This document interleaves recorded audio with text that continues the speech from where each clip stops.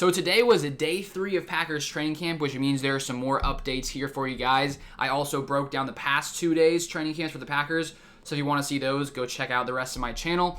But basically, just like the past 2 days, I want to go through the things that went down at Packers training camp, some of my key takeaways, going from like Eric Stokes facing off against Aaron Rodgers, tough for rookie, and then also a couple other things, including Jaire Alexander and his thoughts so far on Joe Barry's defense here in Green Bay. But if you guys are new here, you want to see Packers news, Packers, injury news, signings, everything that goes down in Green Bay, plus other random things, highlights, all that kind of stuff, all things Packers, feel free to subscribe to the channel down below and make sure you turn on the notifications so that way when news comes out, it gets sent immediately right to you. So the first thing from Packers training camp today, put out here from Matt Schneidman on Twitter. He said the Packers' first 2 punt returners are Amari Rodgers and Randall Cobb. So before Randall Cobb was added to the mix this week, Amari Rodgers being drafted in the 3rd round from Clemson, does have some experience returning balls, and that seemed to be, one of the areas where potentially he could come in and help the Packers. Because the Packers really have struggled, on the special teams side of the ball in the recent past. And so I definitely think having Amari Rodgers adds a little spark here to the Packers special teams unit. And then, of course, you got Randall Cobb, who does have a lot of experience returning balls.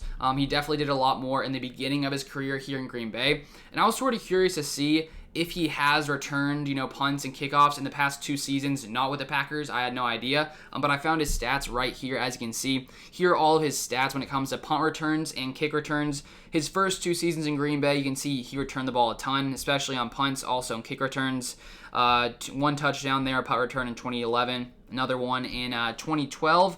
But then after his first 2 seasons in Green Bay, he didn't really do it quite as much. 3 times in 2013, 14 times in 2014. A few more times for the next few seasons. And then in 2019, in his time with Dallas, he returned the punt 4 times, 34 yards, and then only 2 kick returns. And then he didn't, do any kind of returning last year with the Texans. So I'm not sure if the Packers' plan is to use him on returns. Maybe they are. But also maybe, who knows, maybe they're just sort of using Randall Cobb to mentor Amari Rodgers when it comes to special teams unit. Maybe that's why he's back there. Who knows? We'll have to wait and see when the season starts. But of course, one of the big stories that's been talked about is that Randall Cobb did play for Amari Rodgers' dad in the past. And Amari Rodgers and Randall Cobb have known each other since Amari Rodgers was like 12 or 13. So he's really always been sort of like a mentor to Amari Rodgers. So it is pretty cool to see that he's, able to learn from him, and now they're actually on the exact same team. And I feel like for Amari Rodgers' future, having a slot guy in Randall Cobb, a veteran, who knows Aaron Rodgers, who knows all this kind of stuff, I think it's going to be very beneficial to Amari Rodgers for the future. So then the next thing, I think one of the big things, looking out for this training camp is sort of what's going on with the Packers' offensive line. David Bakhtiari being injured definitely, throws a wrench a little bit into the Packers' offensive line. But I still think we got lots of depth, lots of talent, lots of guys who, are very versatile. We know the Packers like those kind of guys because, flip them in and out. And now with the addition of Dennis Kelly, it definitely makes things a little more interesting. It's going to be interesting to see sort of what happens with it. But right here, Matt Schneidman said, Dennis Kelly getting some work with the ones at right tackle. Then he says, and Billy Turner getting some work at left tackle with the ones. That's Elgton Jenkins' spot if David Bakhtiari isn't ready for week 1, though. So he seems to think that Elgton Jenkins could potentially start out there at tackle. Elgton Jenkins can pretty much play every position, so that could definitely happen.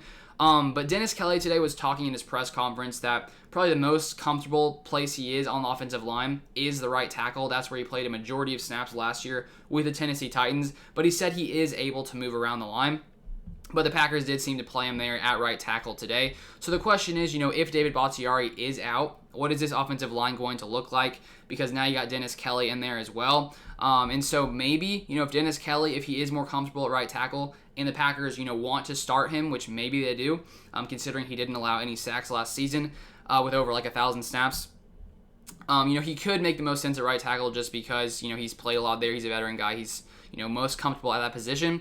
And then we do have Billy Turner as well, who could potentially, play left tackle. Because last year, Billy Turner, he moved around the line a lot last year. According to PFF, he played 363 snaps at left tackle, 244 snaps at right guard, 423 snaps at right tackle. So he played, almost a similar amount on the left tackle side and the right tackle side. That is Billy Turner.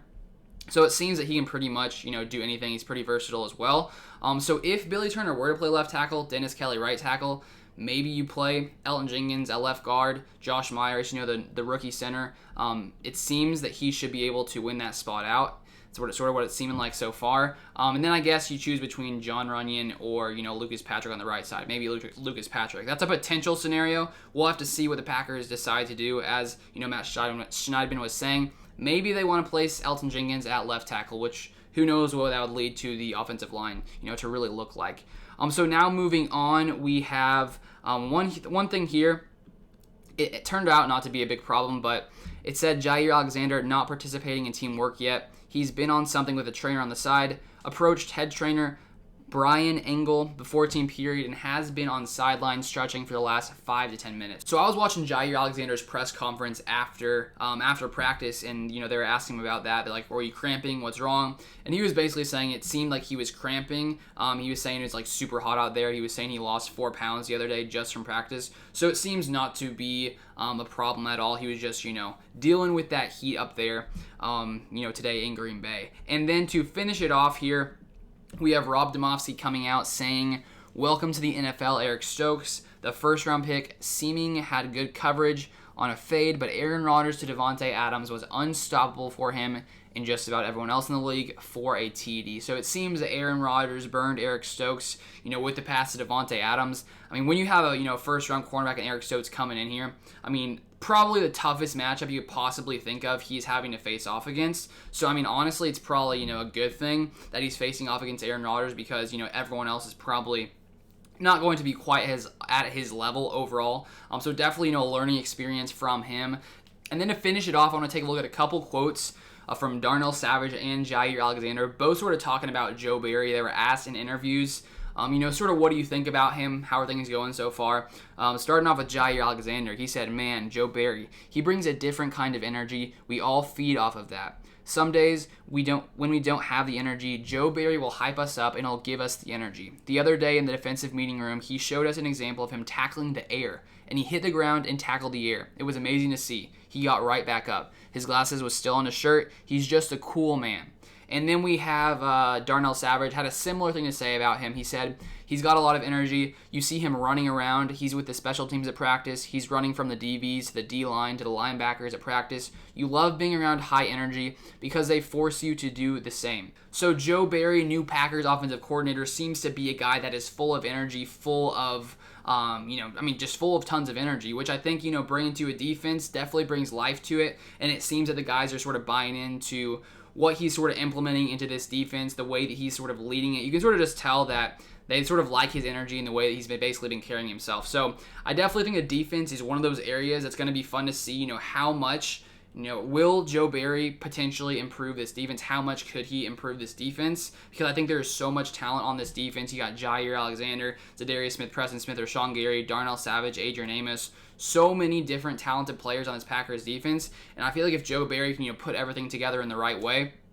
however he sort of sees that to be, I feel like the Packers defense could be pretty scary coming in this season. So it's going to be fun to watch and fun to see what happens with that. But those are all of the biggest updates from day 3 of training camp. If you guys want to see more stuff on the rest of training camp, preseason, all that kind of stuff, news, signings, everything, make sure you guys subscribe to the channel and like the video. But thank you to all you guys who have subscribed recently. I do appreciate all the comments, everything. I do appreciate it. So thank you guys for tuning in, and I'll see you guys next time.